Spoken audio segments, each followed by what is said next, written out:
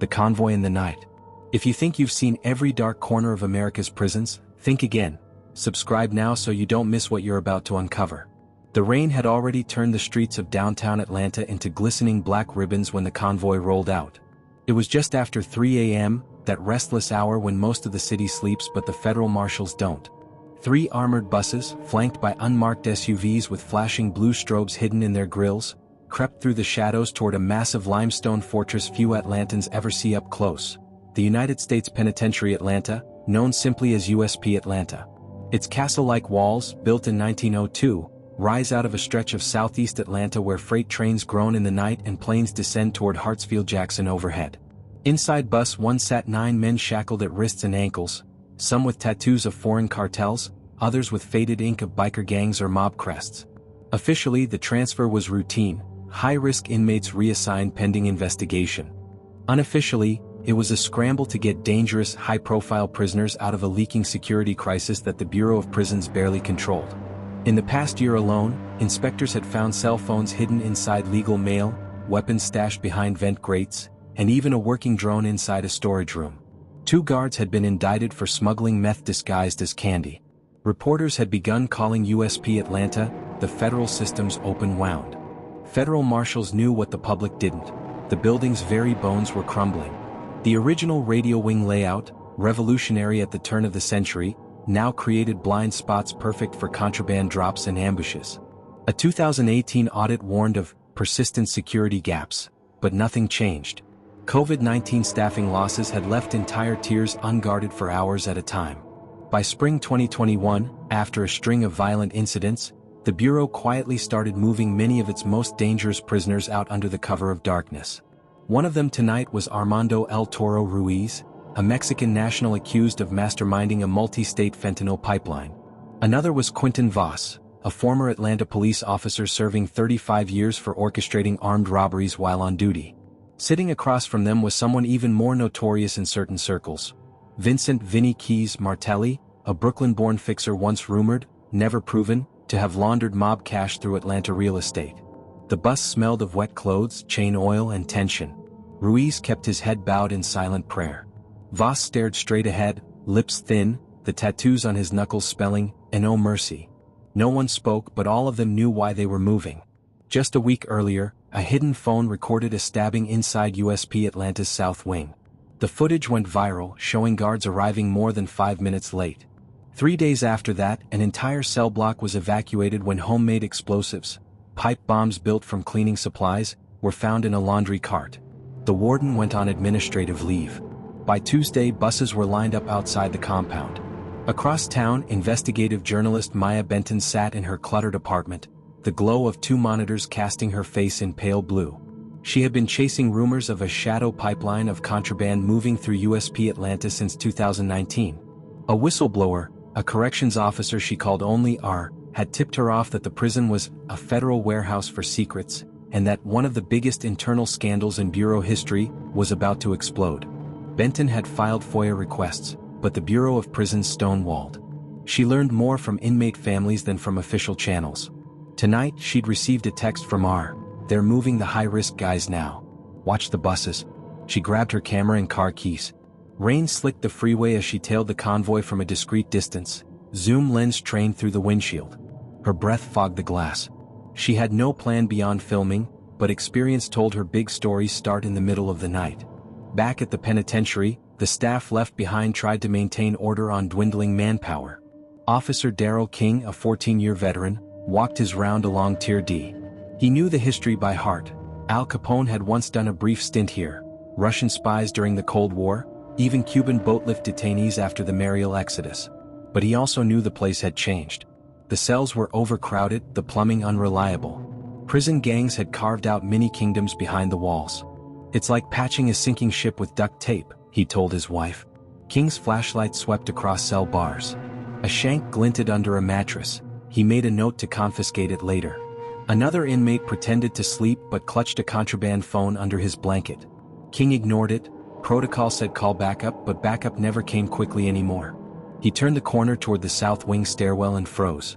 On the landing above lay a package, brown paper, no label, nestled beside a mop bucket. Inmates weren't supposed to have access here. He keyed his radio. "Control, I've got an unclaimed package by South Wing Stairwell, second level." Static. No reply. He tried again. Nothing. King took a cautious step forward. The stairwell smelled faintly of ammonia and burnt plastic. He reached for the package, then stopped. Inside he could hear a faint hum like a cell phone on vibrate. His pulse spiked. He backed away, eyes scanning for movement. At that same moment, the convoy's lead bus rolled past the penitentiary gates heading toward the interstate. Ruiz looked out the rain-streaked window at the prison fading into darkness. "It's not over," he murmured in Spanish. Vinny Keys tilted his head, puzzled. Ruiz only smiled grimly. Maya Benton, still tailing from 3 car lengths back, saw something flicker inside the bus window, maybe just a reflection. She adjusted her lens and fired off a burst of photos. In one frame, Ruiz's lips were clearly moving. In the next, his hands formed a subtle gesture like a signal. Maya's instinct screamed, this transfer wasn't just about safety. Inside the prison, Officer King retreated down the stairs and finally got control on the line. "I've got a suspicious package, need ERT now." "Copy. On our way," a voice crackled. But before the emergency team arrived, an inmate 2 tiers up began shouting, "Fire! Fire!" A wisp of smoke curled under the stairwell door. King drew his radio again, heart pounding. He couldn't tell if it was real or a diversion. Upstairs in administration, acting warden Carla Price scanned a wall of monitors. Half showed static, camera outages she'd been complaining about for months. The few working feeds displayed scattered images. Inmates milling in day rooms, guards hustling down corridors. Then a new alert flashed, contraband incident, South Wing. She swore under her breath. Another night, another crisis. Meanwhile, the buses reached the on-ramp to I-285. The second bus slowed slightly. One of the unmarked SUVs pulled ahead to block traffic. Maya, 3 cars back, filmed everything. She'd covered cartel cases before. Transfers like this usually went to undisclosed facilities. But rumors had been swirling of something deeper. A federal grand jury probing not just inmate smuggling but a network of corrupt officials reaching outside the prison walls. If Ruiz or Martelli talked, entire careers could collapse. If they stayed silent, the scandal might disappear. Either way, someone had a lot to lose. As rain hammered the windshield, Maya's phone buzzed with another text from R. "Check South Wing tonight. They planted something." Her eyes flicked between the message and the convoy. Was she chasing the wrong lead? Back at USP Atlanta, Officer King heard a metallic clatter above. He glanced up to see a figure in an orange jumpsuit dart across the tier. Impossible. The unit was supposed to be locked down. Before he could shout, the lights flickered and went out, plunging the stairwell into darkness. He reached for his flashlight. In that brief cone of light he saw the package's paper torn slightly, exposing wires. Then just as suddenly the power returned. Footsteps echoed away into the cell block. King backed off, radio trembling in his hand. On the interstate, Ruiz closed his eyes, lips moving again. Vinny Keys smirked. "What's he saying?" Voss muttered. "Something about the fuse is lit," Vinny replied. Voss frowned. "You're kidding." Vinny shrugged. He ain't smiling for nothing. The buses accelerated into the night, taillights disappearing in the mist. Inside the prison, the emergency response team finally reached the stairwell. One officer lifted the package carefully, revealing not an explosive but a contraband phone bank wired to a power strip, 20 prepaid cell phones charging at once. Evidence of a smuggling operation on an industrial scale. But the hum Officer King heard was something else. A second device taped underneath, blinking red. Before he could warn them, the device emitted a sharp chirp, then silence. The team stared at it, unsure. One officer reached out to lift it. Miles away, Maya's phone buzzed again with a single message from R. "It's happening." The chapter closes as the prison alarms erupt across the compound, echoing through the rain-soaked night of Atlanta. Smoke and mirrors. Alarms wailed through the aging corridors of USP Atlanta, a metallic howl that ricocheted off concrete walls and into every cell. Red strobe lights flashed above the tier gates, casting the prison in a blood-colored glow. Officer Darrell King pressed himself flat against the wall as the emergency team clustered around the package at the stairwell. The bundle of charging phones lay exposed like a nest of snakes, wires coiled and blinking. Taped beneath was the second device. A black box no larger than a paperback with a single LED pulsing red. "Back up, back up." King shouted, but his voice was drowned out by the klaxon. One of the ERT officers hesitated, then pulled out a small mirror on a telescoping rod to get a closer look. The LED winked 3 times and went dark. Everyone held their breath. Nothing happened.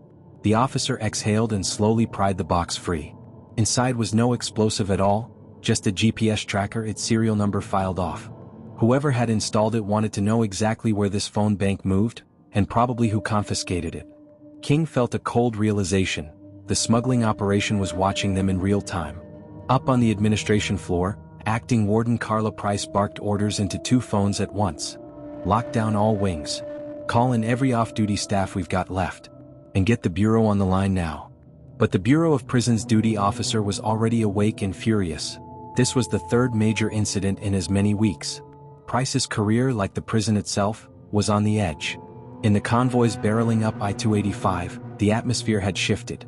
The guards riding shotgun had received the lockdown alert over their encrypted radios. South Wing compromised, the dispatcher's voice crackled.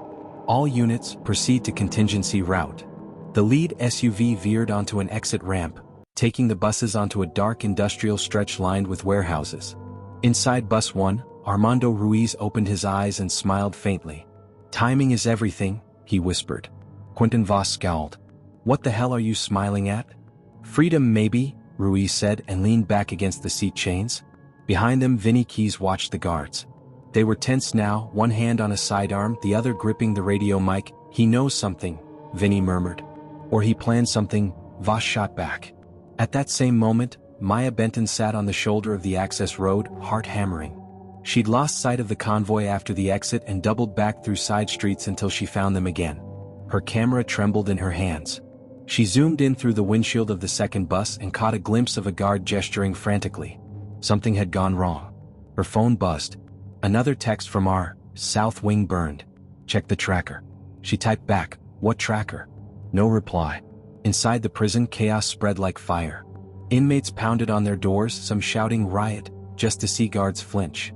In the dim light of the lockdown, contraband phones lit up across cell blocks like tiny lighthouses, text messages flying, encrypted apps pinging. Officer King felt the weight of 1,000 eyes on him. The cell doors were steel, but information flowed like water. He pocketed the GPS box and slipped out a side door to the staff corridor, heading for the evidence room. He wanted to get this thing logged before someone higher up made it disappear. But as he rounded the corner, a figure stepped from the shadows. Another officer, badge glinting. "Give me the device, King," the man said softly. King froze. "What are you talking about?" "You know what I'm talking about." The man's hand rested casually near his belt, but not on his radio. King's stomach turned. He'd heard rumors of dirty staff, but never face-to-face like this. "Protocol says." "Protocol won't save you," the man interrupted. "Give it here. Now." King's mind raced. If he handed it over, it would vanish. If he refused, he might not walk out of the corridor. He glanced toward the security camera above the door, dark, dead. Another outage. Back on the road, the convoy approached a bridge over the rail yard. The lead SUV slowed again, this time signaling the buses to pull over under the viaduct. Rain pounded the roof, drowning the sound of passing freight trains. One of the guards on bus 1 moved down the aisle, checking shackles, whispering to another officer. Ruiz tilted his head and smiled.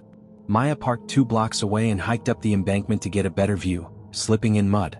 Her lens caught a flash of movement, one of the SUV's rear doors opening, a man stepping out with a duffel bag. She snapped photos, zoomed in. The duffel bag bore no markings but looked heavy. Her phone buzzed again, watched the bag. Inside bus 1, Voss craned his neck. "What's in the bag?" he muttered. Vinny Keys chuckled nervously. "Maybe our lunch." "No," Ruiz whispered, eyes gleaming. "Our future." In the prison staff corridor, Officer King took a step back, clutching the GPS box. "I'm turning this in," he said firmly. The other officer's expression hardened. "Then you're not walking out." Before King could react, a voice echoed from the far end of the corridor.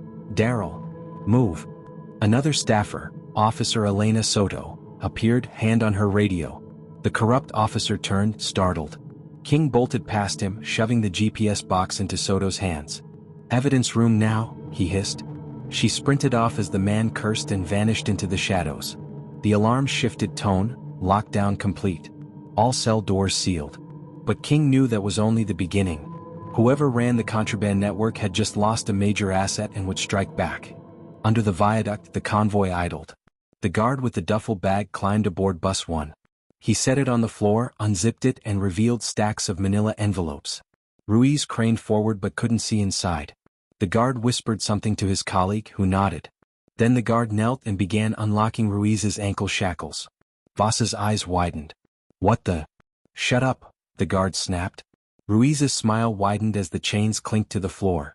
Maya's finger hovered over her camera trigger. She zoomed in on the bus window and caught the guard kneeling, the shackles coming off. Her stomach dropped.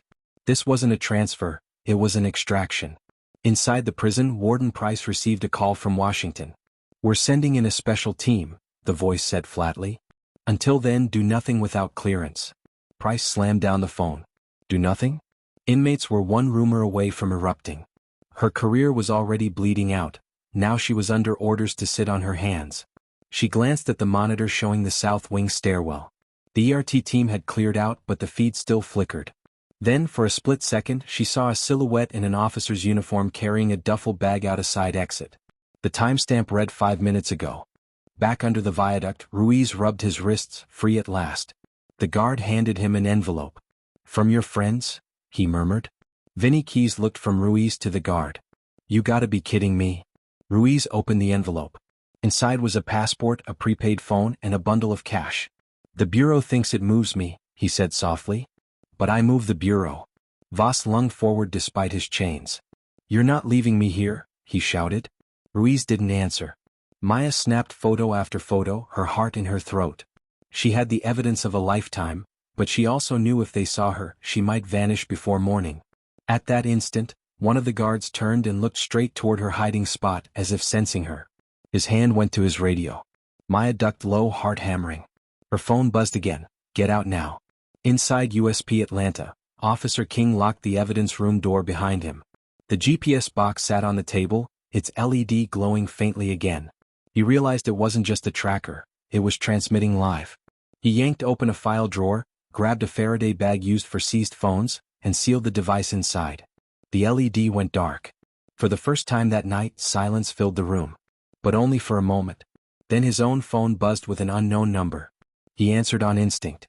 A male voice spoke softly. "You should have given it to me, Daryl." King's blood went cold. Back under the viaduct, the guard escorted Ruiz off the bus into the rain. Another SUV's door swung open, a driver waiting. Ruiz climbed in without looking back. The door slammed and the vehicle pulled away into the darkness. Maya raised her camera for one last shot, but the lens fogged. She wiped it with her sleeve, only to find the SUVs moving in formation, blocking her line of sight. Her phone buzzed one final time. Too late. As the convoy dissolved into the labyrinth of Atlanta's industrial district, Maya sat trembling, camera in her lap.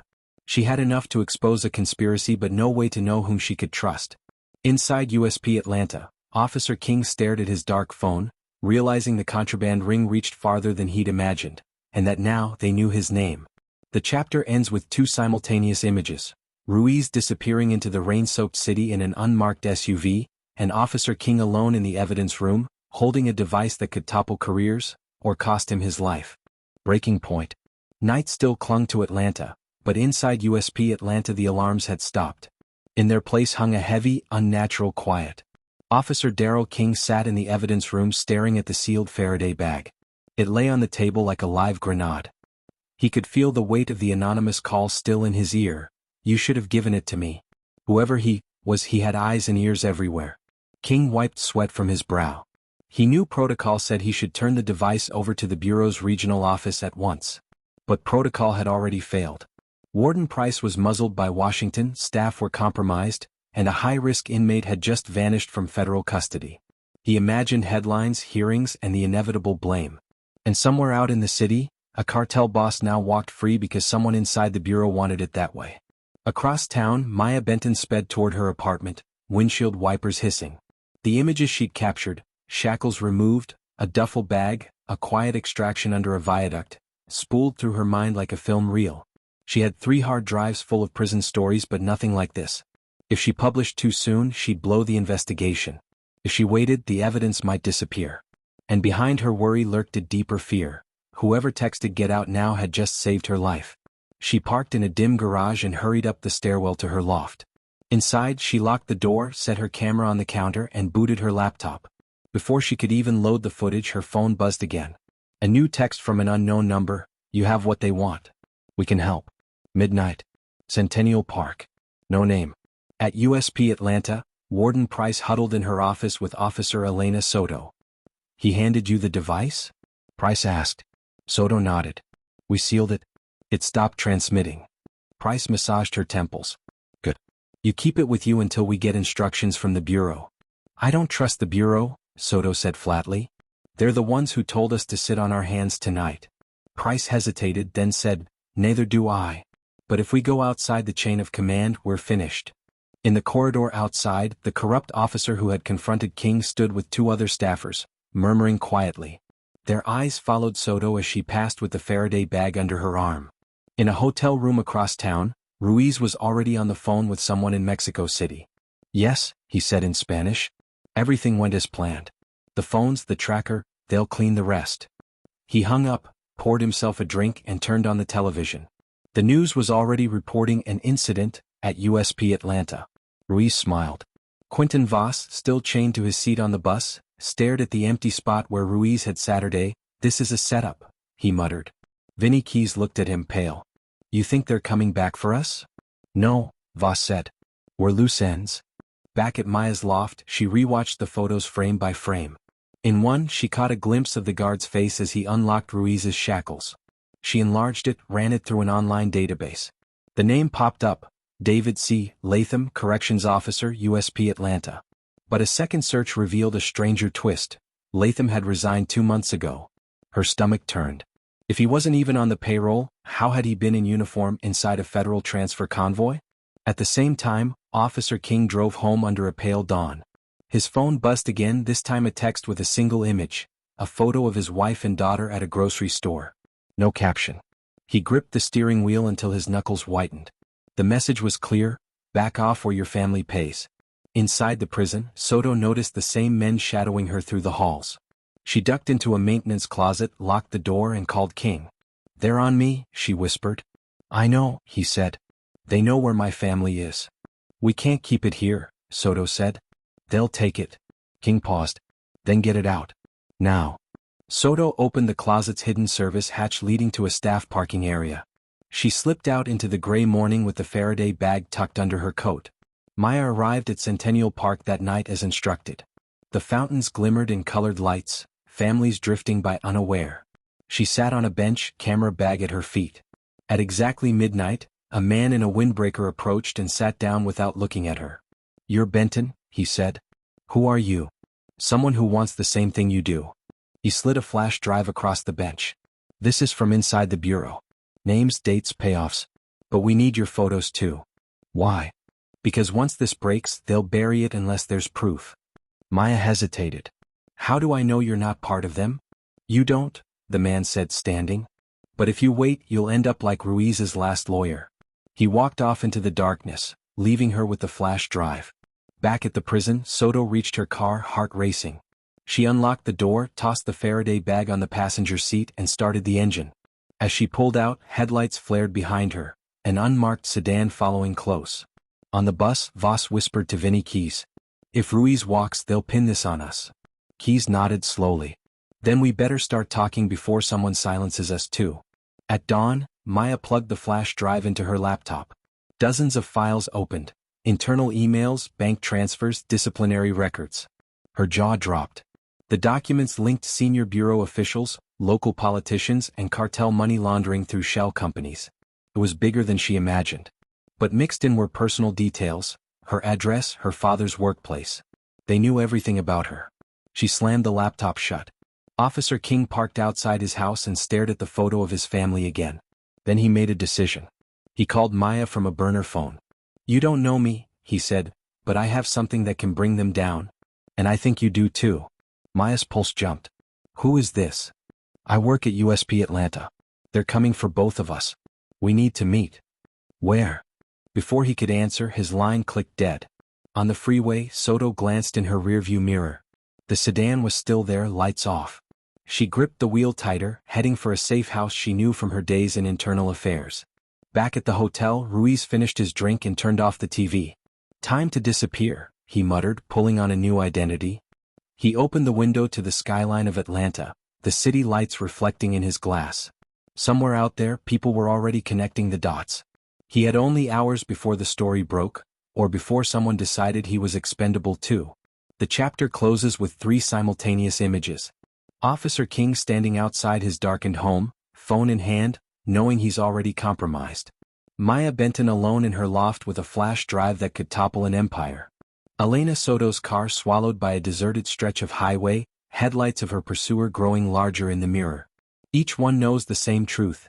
This isn't just a prison scandal anymore. It's a war of information, and the first casualty is about to fall. The last transfer. A pale dawn broke over Atlanta, washing the city in a gray-blue light. In a quiet cul-de-sac outside Decatur, Officer Darrell King watched his wife and daughter leave for school. He waited until their car vanished before pulling the Faraday bag from under his jacket. He'd switched it with a decoy last night. Elena Soto had the real device. He was a step ahead for now. Across town, Maya Benton sat in her loft, blinds drawn, laptop open to a map of bank transfers and bureau emails. Every arrow led back to the same nexus, a shadow network inside the Bureau of Prisons that had turned USP Atlanta into a hub for contraband and covert prisoner swaps. Ruiz's extraction wasn't an escape, it was a handoff to keep him useful off the books. If she went public with the files, she'd expose the network. If she waited, they might kill the story and her. Her phone rang from an unlisted number. "This is Soto," a woman whispered. "I have the tracker. They're on me. I can't shake them." "Where are you?" Maya asked. Soto rattled off an address near an abandoned freight terminal south of the city. "Get there fast. Bring a camera. If they get me, at least someone sees." Maya grabbed her bag and ran. At the same moment, Ruiz stepped into a waiting Gulfstream jet at a small private airfield. 2 men in suits ushered him aboard. "Welcome to your new assignment," one said. Ruiz smiled but scanned the tarmac. No press, no marshals. Just silence. He strapped in, wondering if he'd traded one cage for another. On the freeway, Elena Soto's car hurtled toward the terminal. The unmarked sedan still followed, headlights low. She took an exit onto a desolate road lined with empty warehouses. Her gas gauge blinked red. Inside USP Atlanta, acting warden Carla Price stared at her phone. The bureau had sent a 2-line email, "Transfer complete." All further inquiries closed. No mention of Ruiz, the contraband, or the missing GPS box. Her hands trembled. She opened her desk drawer and found a resignation letter she'd written months earlier but never sent.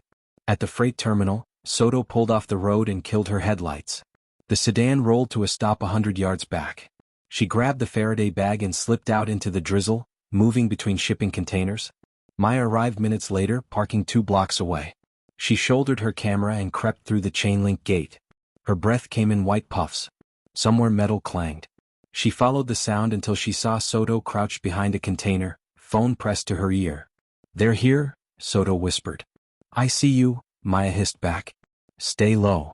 2 men in dark jackets emerged from the shadows of the terminal, moving in a slow pincer. One held a radio, the other had his hand inside his coat. Maya ducked behind a forklift, lens trained on the scene. Her pulse hammered. Soto darted from cover, sprinting toward Maya. The men shouted. A shot cracked, echoing off the steel walls. Sparks flew where the bullet struck a container. Maya screamed, dropping her camera but still filming. Soto stumbled but kept running, clutching the bag.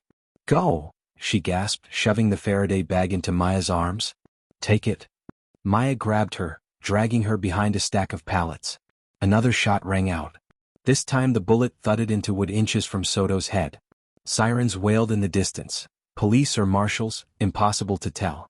The men cursed and retreated toward their sedan, tires screeching as they sped off. Maya helped Soto to her feet. Blood stained her sleeve where a graze had cut her arm. "They'll be back," Soto hissed. "You have to go public. Now." "I can't protect you if—" "You can't protect anyone if you don't," Soto snapped. Back at the airfield, Ruiz's jet taxied down the runway. He felt a vibration in his pocket, the prepaid phone from the envelope. A single text, "New orders. Terminate after delivery." His smile faded. He realized he wasn't a guest, he was cargo. At USP Atlanta, Officer King received another message, a photo of Soto bleeding at the terminal. Then another, his wife and daughter at their school. The text read, "Decide." He closed his eyes and called Maya's burner. Drop it online. All of it. Right now. Or none of us walk away. Maya opened her laptop on the hood of her car, hands trembling. She uploaded the photos, the flash drive files, and Soto's testimony to every outlet she knew: mainstream media, watchdog groups, encrypted channels.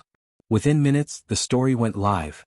Federal prisoners secretly extracted from USP Atlanta amid massive contraband scandal.